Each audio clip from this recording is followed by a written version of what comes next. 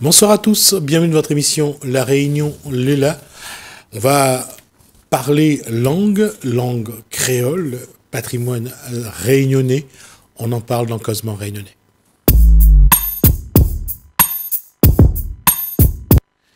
Michael Crochet, bonsoir. Bonsoir Monsieur Ramoudou, bonsoir à tous les téléspectateurs télécréoles. Bonsoir à Giovanni Prianon, bonsoir. Professeur d'école, mais aussi dans l'association de professeurs. Association où ça on donne la montre effet créole dans l'école pour au premier degré pour l'instant. Et puis il y a aussi un de parents d'école aussi, parents d'élèves, pardon. Je vais essayer de ne pas être condescendant, mais de garder quand même rester sur votre fait que vous êtes quand même assez jeune encore. Comment on découvre que le créole fait vraiment partie de ce qui fait la Réunion, fait le Réunionnais? Je pense que c'est une expérience assez personnelle. Tout le monde n'a pas la même approche nous avons une créolité. Après, soit nous n'avons conscience de ça ou nous n'avons pas conscience de ça. Après, moi, dans mon cas particulier, moi, j'ai pris conscience de ça la première fois, m'a parti dans le pays dehors et que m'a été confronté au fait que moi, n'étais pas ressenti comme un Français et que m'avait parti à la base fait des études pour travail en banque et il me dit ben non, il n'est pas possible, il faut m'y revient donne mon banc de marmaille, le gaillard Nunena, parce que c'était là où ça m'a rendu moi compte avec un choc contre l'extérieur, vers l'extérieur, que nous n'avions de qualité, qu'il était impossible de ne pas partager ça et c'est là ma vocation de devenir enseignant. Quand on dit c'est quoi un Réunionnais, quand on regarde la base du peuplement de la Réunion, le métropolitain, le français, là où le malgache, la femme qui vient la femme indienne, donc pour le socle du peuplement. Là, quand on se regarde sur ce plateau, on peut pas dire que on se ressemble vraiment, on a des racines, quoi qu'il y en a quand on rencontre des gens qui nous ressemblent beaucoup. Mais comment définir le Réunionnais dans son histoire? Qu'est-ce que c'est un Réunionnais, Michael Crochet? Alors, je pense, si vous permettez-moi, Monsieur Ramoudou, je vais juste faire un petit creusement sur l'actualité immédiate. Actuellement, sur le plan européen, il y en a un conflit, il y en a une menace de guerre. Donc, en tant que militant pour l'identité, bien entendu, il interpelle à moi. Et je pense que tous les peuples de la Terre, les concernés par ce qui est en train de se passer en Ukraine. Donc, déjà, premier point, en tant que militant réunionnais, moi, m'affirme ma solidarité totale envers le peuple ukrainien. Mais je pense que c'est vraiment quelque chose que est très grave et très important qui est en train de se passer là-bas en Europe. Et ce qui se passe là-bas, il peut se passer dans la zone océan Indien, en Inde, en Chine, et nous en avons déjà un certain nombre de signaux. Ça, c'est le premier point. Le deuxième point, c'est par rapport à un causement que nous entendons beaucoup, que nous avons beaucoup entendu pendant la période du Covid. Beaucoup de personnes ont utilisé le mot dictature en parlant du pays dans lequel nous vivons. Alors moi, je suggère à tous ces gens qui l'ont utilisé de manière très abusive, ce mot, pour le contexte à la fois français, réunionnais, français et européen, mais je suggère à eux de bien analyser la situation actuellement, qui existe en Russie, où la liberté d'exprimer son opposition à la guerre il peut permettre à Oul d'aller dormir pendant 8 jours en prison, où tous les réseaux sociaux ont été bloqués par le président Poutine pour empêcher toute critique vis-à-vis de ce que Bondaï ne veut même pas appeler l'invasion d'un État souverain. Mais je pense qu'il faut remettre un petit peu les choses à leur place et les mots n'ont du sens. Donc aujourd'hui, le mot dictature utilisé dans un contexte différent, pour moi, n'a aucun sens. Et la troisième chose, nous revient sur la question identitaire. Figurez-vous qu'en Ukraine, on a bien entendu ce que nous appelle la bataille des langues. C'est un pays majoritairement russophone. Que le gouvernement ukrainien l'a fait depuis que l'Ukraine a quitté l'orbite de l'Union soviétique. Cela a tout simplement en 2019 voté une loi très importante sur l'usage de l'ukrainien, à savoir la langue nationale de l'Ukraine. Cela fait en sorte que cette langue est utilisée dans tous les secteurs de la vie publique Et mais je pense que ça, c'est une démarche qui peut être intéressante et parlante pour l'ensemble des Réunionnais. Voilà un pays que est fier de son identité, que est fier de sa langue, et que l'a inscrit ça dans la loi ukrainienne. Et il a eu récemment, au mois de janvier, 2 textes, en janvier et en février, 2 textes pour rendre l'ukrainien aussi obligatoire dans tous les domaines de la vie publique. Alors, mais il fait un petit parallèle avec la situation réunionnaise et française. Malheureusement, nous constatons que notre langue maternelle n'a toujours pas la place qui revient de droit dans le système scolaire ici à La Réunion. Et je pense qu'il est intéressant quand même.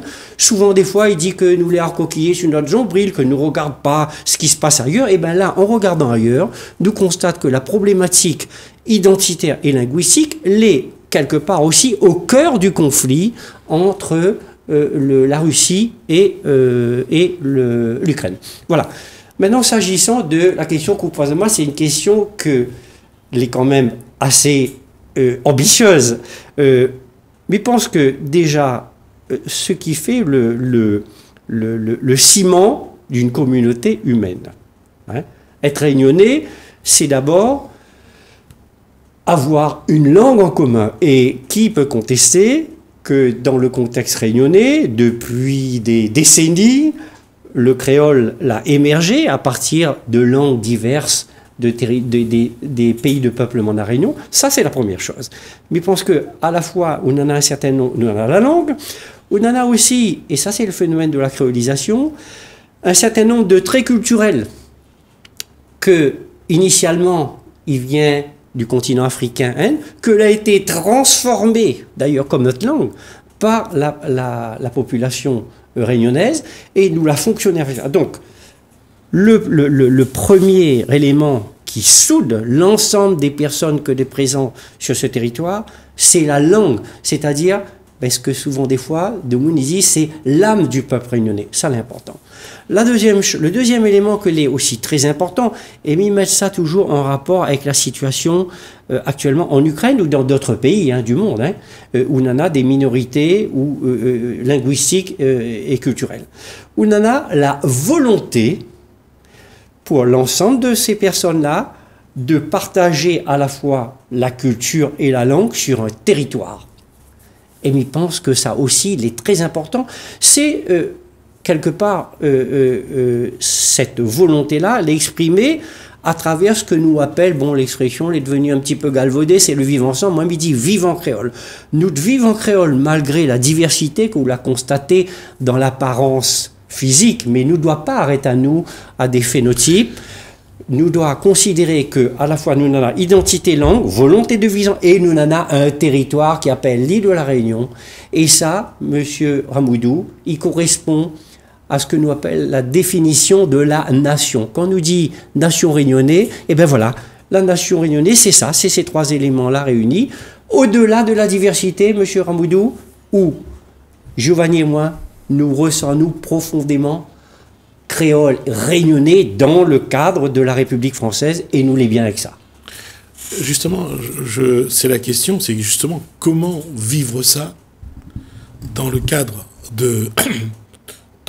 qui nous est donné, et comment valoriser, parce qu'aujourd'hui, si on ne se bat pas pour valoriser justement la langue, il y a un moment, il y en a un qui va passer devant l'autre. Il y a une tradition qui passera devant l'autre, il y a une langue qui prendra le dessus par rapport à l'autre, qui sera plus parlée.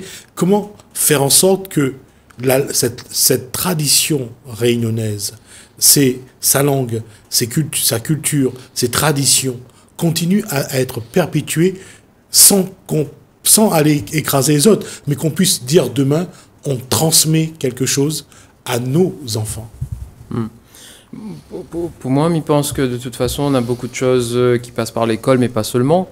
C'est-à-dire, on a tous aussi le côté création. C'est-à-dire que mettre devant le créole réunionnais, c'est pas bord les autres, mais c'est base à nous sur notre ciment. C'est comme il a dit tout à l'heure là, c'est un parmi notre bande principale sous-bassement, c'est la langue créole réunionnais.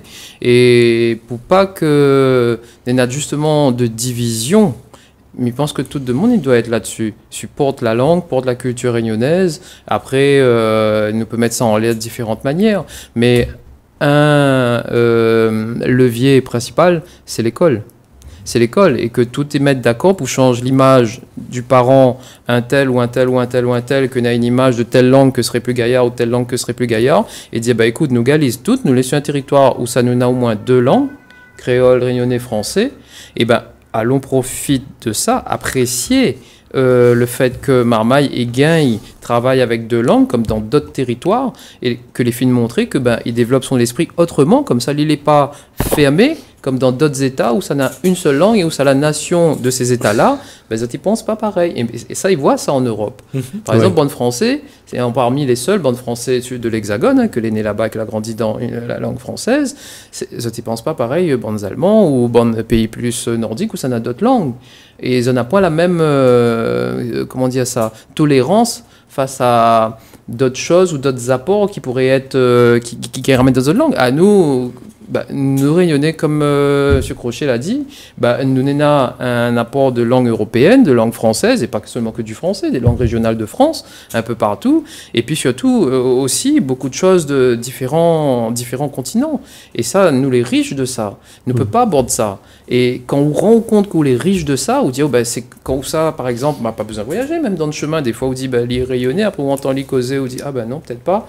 Ou un Marmaille, il est totalement rouquin, on dit, Marmaille, là, ils sont en on allait voir, c'est un yab dans le chemin, il causait coup par rapport, on était à côté de lui, on dit, ah ben super, le gaillard. Oui, mais monsieur Romulo, moi, m'y retrouve à moi dans ça que Giovanni est en train de dire là, et ce que est quand même intéressant, c'est que lui et moi, nous appartient à des générations différentes.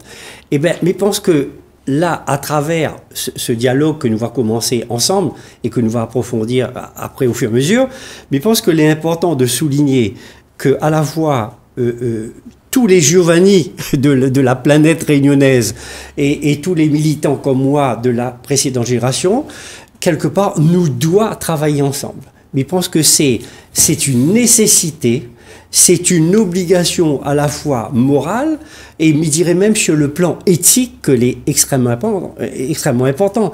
Et cette volonté de transmission que moi, mon nana, et va, bien entendu, va pas fonctionner à sens unique. C'est-à-dire que Giovanni en a aussi une autre vision du monde que moi, en tant qu'ancien aîné, que moi, les prêt à partager. Mais en même temps, cet échange entre lui et moi, symbolisant, si vous voulez, 2 générations différentes, c'est quelque chose que va, à mon avis, va faire avancer le dossier de l'identité de la langue, parce que jusqu'à maintenant, moi, je regrette un peu de constater ça, moi, là, appartenu à une génération que nous va dire qu'elle était un peu dans la peur par rapport à cette question identitaire et linguistique. Eh bien, aujourd'hui, je pense que nous sommes dans une bascule générationnelle et que l'est possible aujourd'hui que lui et moi, comme tant d'autres, nous mettons ensemble et nous fait avancer ce dossier-là, tranquillement et sereinement, mais avec de l'audace, sans avoir peur. Reste que, d'une part, il y a déjà le cadre. Il faudra quand même, par exemple, pour l'enseignement à l'école, il y a encore un gros travail à mener, pas au niveau à savoir qu'est-ce qu'il y a à transmettre, mais il faudrait que les responsables ouvrent la porte pour que les professeurs puissent transmettre. Mais il y a aussi une chose, ça on l'a connu, et plus à notre époque, à nous, là je parle de Michael Crochet, c'est qu'il y a des parents qui ne souhaitent pas que leur enfant étudie le créole à l'école, mais seulement le français, parce qu'on a cette personne qui ont cet état d'esprit de dire que ce n'est qu'avec le français qu'on puisse avancer, avoir un travail un jour, pouvoir chercher un cadre de vie. Mais Giovanni peut donner toutes les réponses là-dessus, parce que lui, il est sur l'enseignement. Mais revient sur cette question d'avoir un travail, d'avancer. Est-ce que c'est très important, mais dans votre propre fondement de personne, si vous ne comprenez pas votre identité à un moment donné, quand vous avez notre travail, quand vous finissez toutes bonnes examens, vous posez pas 2 ou 3 questions. À cause, là, pas apprendre à moi ça, à cause, moi, m'y comprends pas ça, et pourtant, ma tante est comme ça, Vous comprenez ça? C'est-à-dire que le marmaille, il cause français, créole, quand il rentre à l'école, peu importe. Mon tendance appelle ça, c'est un bilinguisme presque écologique. Nous doit apprécier ce bilinguisme-là.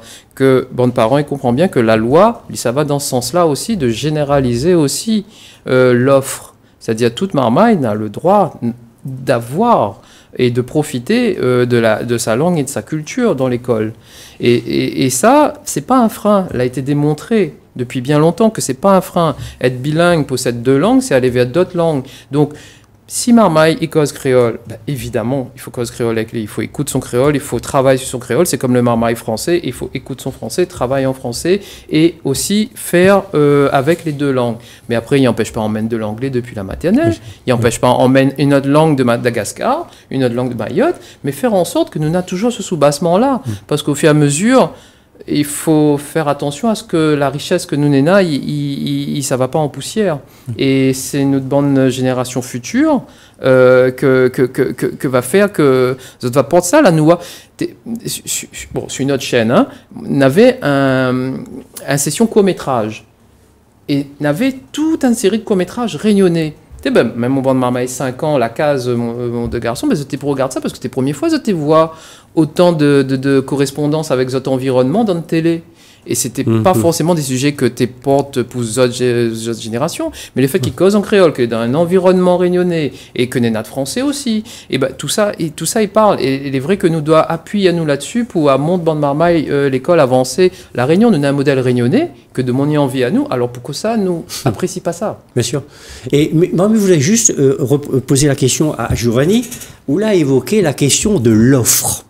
L'offre, il veut dire que le système éducatif, il donne la possibilité aux marmailles, depuis le premier degré jusqu'au bac, de bénéficier soit du bilinguisme, soit d'un enseignement langue et culture réunionnaise avec l'histoire. Est-ce qu'aujourd'hui, où les, dans la machine, moi, désormais à la retraite, on l'a quitté l'éducation nationale, est-ce que vous estimez, premièrement, que cette politique que nous appelle d'offres, il existe à La Réunion? Sinon ça, c'est quoi l'état de la question par rapport à l'enseignement, qui soit de la langue ou alors le bilinguisme tout simplement? C'est quoi le diagnostic aujourd'hui à La Réunion dans le système éducatif? Est-ce que l'on a une offre ou pas réelle? Si nous regardons juste les chiffres, sans faire d'analyse, nous sur des chiffres que les connus, parce qu'il y a eu un dernier conseil académique avec des représentants des différentes institutions et des associations que les dans ce conseil académique, nous sur 35 classes bilingues. Mais il laisse azot relativisé sur le nombre de communes qu'il y a sur la Réunion. Donc il veut dire que est-ce qu'il y a une classe bilingue partout sur la Réunion? Il veut dire non. Si moi, mon marmaille, il fait créole depuis la petite section, peut-être qu'il ne gagnera pas, parce qu'on n'a pas une classe bilingue dans mon quartier. On a déjà ça. Si nous regardons encore les chiffres, quand nous regardons le quota, par exemple, Réunion, et puis ça qui peut se passer en Bretagne, nous l'est parmi les derniers. C'est-à-dire l'offre, en fin de compte, et correspond à vraiment, on a peut-être 5% du public que les concernés, alors qu'en Bretagne ou en Corse ou dans d'autres territoires de l'Hexagone, l'offre est plus importante. Mais aujourd'hui, ça qu'il faut voir, et là, il revient sur ça qu'on l'a dit, c'est que m'y fait un retour sur ça que nous l'a fait en tant qu'association à un moment donné sur une commune de l'Ouest, que c'était le port, nous l'a fait des réunions de quartier. Nous les partis dans chaque quartier, secteur de quartier, et avant les inscriptions, nous t'expliquons, bon, parents, que ça, il veut dire créole dans l'école. Ça, il remonte à 9 ans, nous a fait ça. Et bien, comment dire ça, en partenariat avec la municipalité à l'époque, ben, nous l'a fait en sorte que quand bon parent vient pour l'inscription à la mairie, ça t'est dit, est-ce que ça t'est veut inscrire votre maman en classe bilingue ou pas? Et bien, il y avait des demandes. Donc, on ne peut pas dire qu'il n'a point la demande, mais par contre, ça qui est très important, c'est informer le parent. Le jour où ça a un spot publicitaire, comme aux Seychelles, les indépendants, les Seychelles, il ne s'agit pas d'être indépendant ou pas, mais ils en ont une direction. Les Corses, ce n'est pas indépendant, mais ils en ont une direction politiquement linguistique. Ça te connaît où ça se te fait en autre langue. Le jour où ça, ici, on a des spots publicitaires pour expliquer, bah, voilà, pour faire créole dans l'école, NASA, voilà que ça m'a maillé apprendre, après où ça arrivait, etc. Il n'empêche pas ça, il n'empêche pas ça. Le jour où ça casse toute le bonne mauvaise image dessus notre langue par rapport à l'enseignement, mais il pense qu'il y aura un tas de parents, encore plus de parents, que va vouloir que notre marmaille, il fait créole dans l'école. Mais attention, aujourd'hui, il y a un tas de parents que les pas d'accord que notre culture, déjà, n'est pas assez présente dans l'école, que l'histoire n'est pas assez vue, que la géographie n'est pas assez vue. Combien de siècles, combien de rivières, comment il appelle le bande principale rivière? Dis-moi quel marmaille sort de CM2, il connaît ça. Combien de marmailles sort de CM2, il connaît notre bande 3 rivières principales, à cause d'un 3 siècles. Tout ce genre de questions. C'est-à-dire, notre rapport à notre environnement, il faut qu'il change. Et ce rapport à l'environnement, il est porté aussi par une langue. Donc, il y a notre culture, notre langue qui doit rentrer dans l'école. Et cette offre, elle doit être généralisée. Et cette offre, pour l'instant, elle n'est pas assez présente parce que nous n'allons pas aussi assez formés sur le terrain. Mais tout ça, il doit prendre un temps. Il ne pose pas moi en tant que victime, là. Mais il dit juste que, en fait, on a déjà 20 ans que le créole réunionnais, il fait partie des langues régionales et donc il gagne enseigné, reconnu officiellement. Hein. On avait de monde en marron, tu fait déjà comme des fins des sort. Et parce que on prend conscience qu'il n'est pas possible qu'on n'utilise pas la langue de marmaille. Mais là, il fait déjà 20 ans. En 20 ans, nous l'a pas assez avancé. Nous avons au contraire beaucoup de recul.